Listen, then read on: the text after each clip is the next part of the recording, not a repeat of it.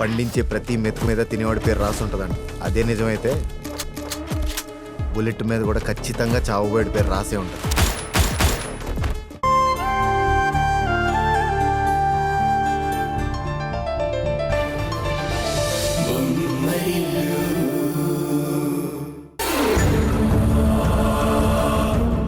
బాధపడుకు హారిక, ఇది నువ్వు కావాలని చేసింది కాదు. కాలం ఆడుతున్న వింత ఆట ఇది. ఇదే కాలం అప్పుడు నీ కడుపున పుట్టిన బిడ్డను నీకు దూరం చేసి నిన్ను బాధ పెట్టింది. ఇప్పుడు అదే కాలం తన బిడ్డ అనుకున్న మురారిని దూరం చేసి సునంద గారిని బాధ పెడుతుంది. కాలం ఆడుతున్న ఈ ఆటలో మనమంతా కేవలం పావులం మాత్రమే. ఆడిస్తుంది ఆ పైవాడు. ఏమో తరుణ్, ఎంత ఆలోచించినా నా మనసుకు నేను సమాధానం చెప్పుకోలేకపోతున్నాను. నేను చేసింది తప్పో ఒప్పో అర్థం చేసుకోలేకపోతున్నాను. మొన్నటికి మొన్న చావంచల దాకా వెళ్ళిన మురారి ప్రాణాలతో బయటపడ్డందుకు సంతోషపడాలో, లేక ఇప్పుడు సునంద గారు చావు బ్రతుకుల్లో ఉన్నందుకు బాధపడాలో అర్థం కావట్లేదు. చెప్పానుగా హారిక, ఇదంతా ఆ పైవాడి ఆట అని. ఈ ఆటలో మనం ప్రేక్షక పాత్ర వహించడం తప్ప ఏమీ చేయలేము. నువ్వు అనవసరంగా ఎక్కువగా ఆలోచించి బాధపడకు. నిద్రపో.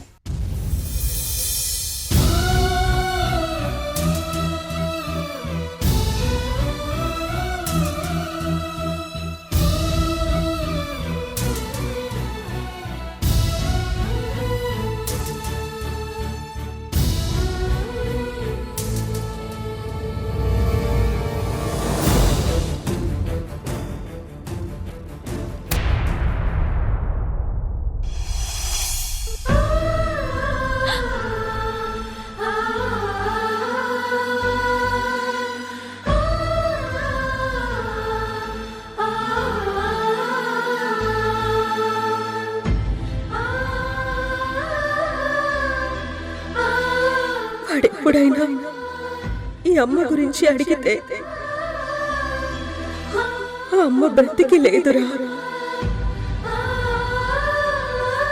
అయినా తను కాదు, నేనే నీ కన్న తల్లిని అని వాడికి బుజ్జగించి చెప్తావా?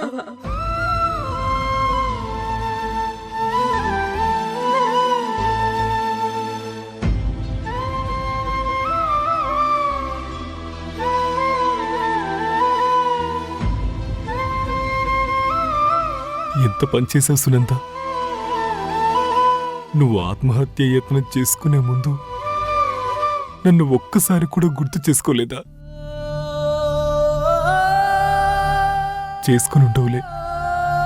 నన్ను గుర్తు చేసుకున్నా, నా గురించి ఆలోచించి ఉన్నా ఖచ్చితంగా ఇలా చేసేదానివి కాదు.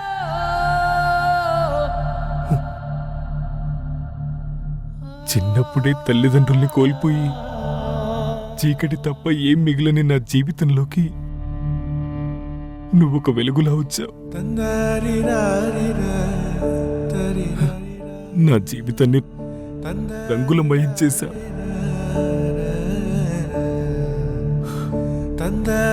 నీ ప్రేమని పంచుతూ నాకు సంతోషాన్ని పరిచయం చేశావు. నాకు జీవితం మీద ఎన్నో ఆశలు కల్పించావు. ఇన్ని చేసిన నువ్వు మళ్ళీ నాకు దూరం అయిపోతే నేనెలా బ్రతకగలను అనుకున్నావు?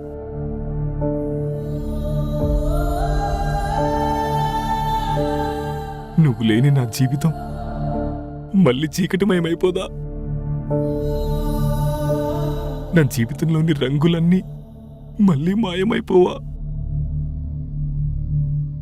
జీవితం మీద నాకున్న ఆశలన్నీ చచ్చిపోవస్తున్నందా? కానీ ఒక్క విషయంలో నువ్వు నన్ను క్షమించాల్సినందా. నీ కడుపున పుట్టిన బిడ్డలు వరుసగా పురిట్లోనే చనిపోవడంతో నిన్ను బ్రతికించుకోవడం కోసం బిడ్డను మార్చి తప్పు చేశాను. ఆ తర్వాత ఆ నిజం బయటపడితే నువ్వు తట్టుకోలేవని ఆ నిజాన్ని నీ దగ్గర దాచి ఇంకా పెద్ద తప్పు చేశాను.